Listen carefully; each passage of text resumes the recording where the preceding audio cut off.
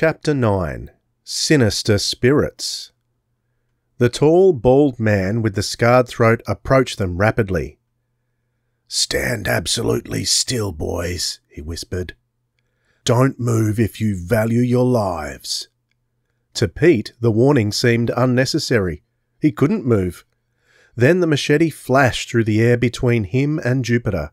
It struck the ground somewhere near their feet, and the man gave an exclamation of disappointment. "Missed," he said. The bald man took off his glasses, blinking at them with rather friendly blue eyes. He now looked a good deal less sinister. "There was a snake in the grass behind you, boys," he said. "I don't know whether it was a rattler or not, but there are some about. I tried to get it with the machete, but I hurried too much." He took out a red and white handkerchief and mopped his brow. "I've been cutting the brush along the hill," he said. "This dry brush is a bad fire hazard. But it's hot work. How about joining me for a lemonade?"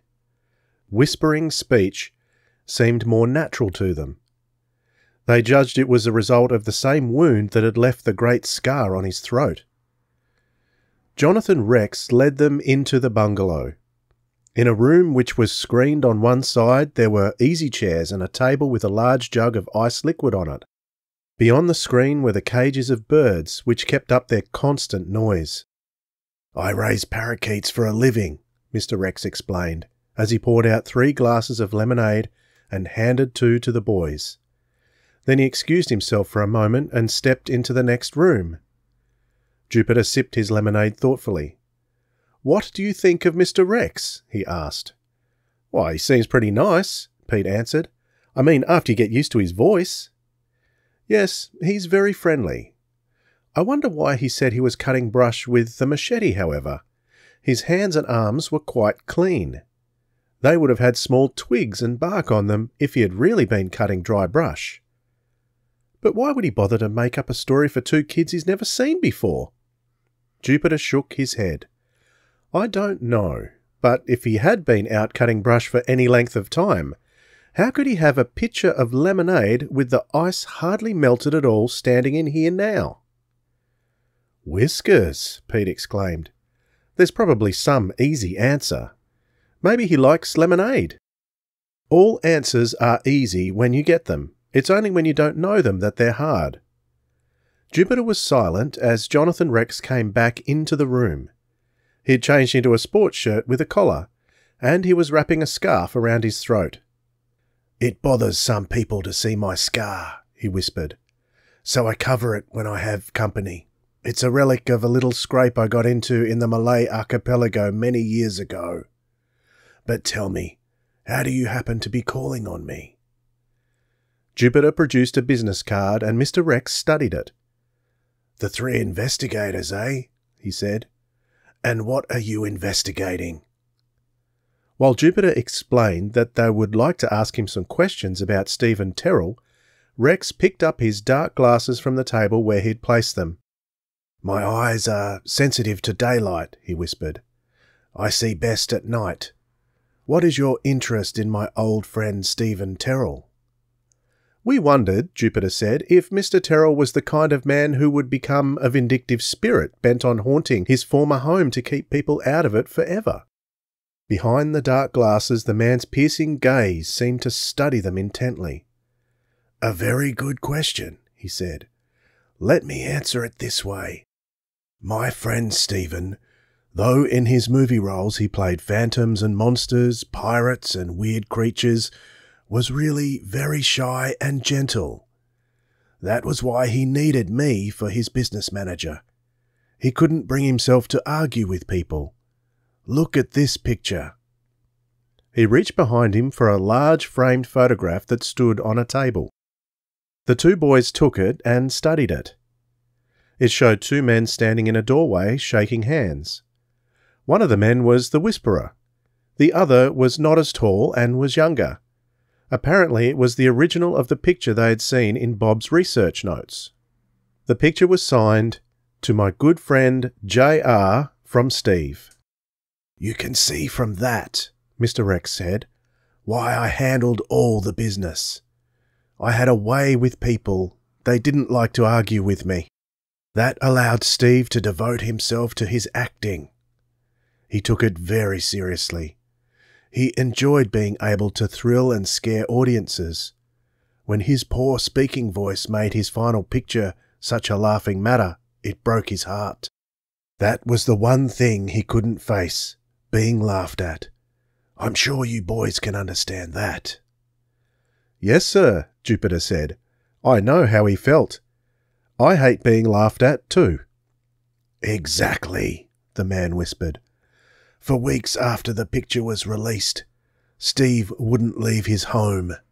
He sent the servants away. I did all the shopping. The reports kept coming in that audiences shrieked with laughter everywhere the picture was shown. I urged him to forget it, but he brooded about it. Finally, he ordered me to obtain all the prints of his old pictures that were in existence. He was determined no one would ever see them again. I managed to get them at considerable expense. I brought them to him. I had to tell him that the bank which financed the building of his home threatened to take the castle away from him. You see, he was a young man and expected to make many more pictures, so he had saved very little money. We were alone in the main room of the castle. He looked at me with burning eyes. They will never get me to go, he said. No matter what happens to my body, my spirit will never leave this building. The whispering voice ceased. The blank, dark glasses seemed like eyes of some strange creature. Pete shook himself. Golly, he said, that certainly sounds as if he was planning to go into the haunt profession. Yes, Jupiter agreed. Yet, Mr. Rex, you say Mr. Terror was a gentle individual.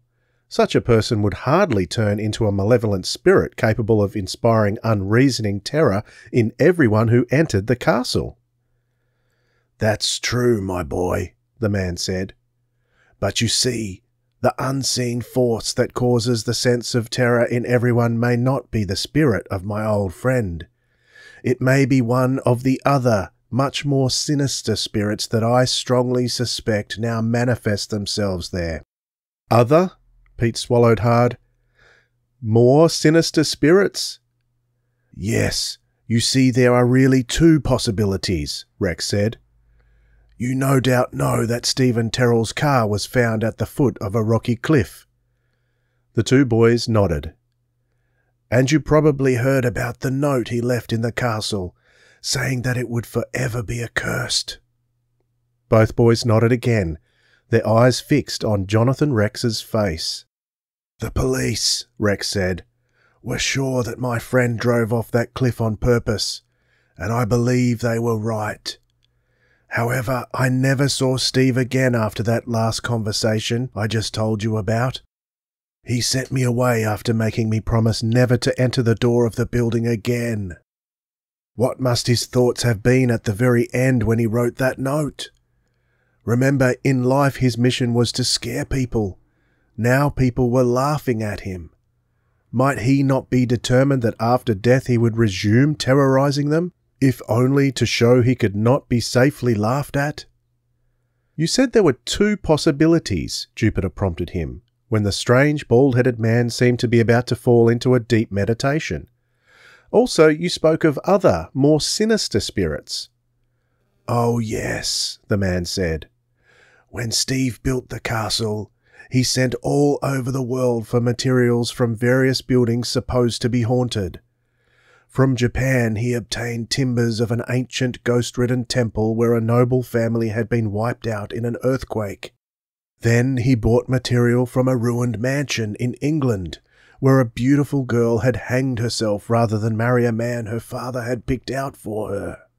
And he imported stones from a castle on the Rhine, supposedly haunted by the ghost of a mad musician who was imprisoned in the cellars for many years. The musician was said to have displeased the ruling noble by playing music he did not like. After his death, the tune which brought about his imprisonment was often heard coming from the locked music room of the castle. Gosh, Pete exclaimed. If all those dead characters are wandering around Terror Castle now, no wonder it's so hard to live in." "They may be, they may not be," Jonathan Rex whispered. "I only know that even tramps, hobos and thieves give Terror Castle a wide berth. Once a month I drive all the way over the hills to walk up the road, stand out in front, and examine the condition of my old friend's monument. And in all these years I have never seen any sign of such persons around the building." Jupiter nodded. That agreed with the observations he and Pete had made. He did not see any reason to mention the individual, whoever it might have been, who had rolled the rocks down on them. What about the newspaper stories that mentioned strange music from Mr. Terrell's pipe organ, and a blue phantom? He asked. "I can't say. I never saw the blue phantom. I do know that even before his death, Steve mentioned that several times he had heard mysterious music coming from the organ in the projection room. As a test, he locked the door and disconnected the electric apparatus which worked the organ. Still, the music continued. But as soon as he entered the room, it ceased." Pete swallowed hard. Mr. Rex removed his glasses and blinked at them. "I cannot swear that Terror Castle is haunted by my old friend or anyone else," he whispered. "But personally, I would not enter that front door and spend a night there now for $10,000.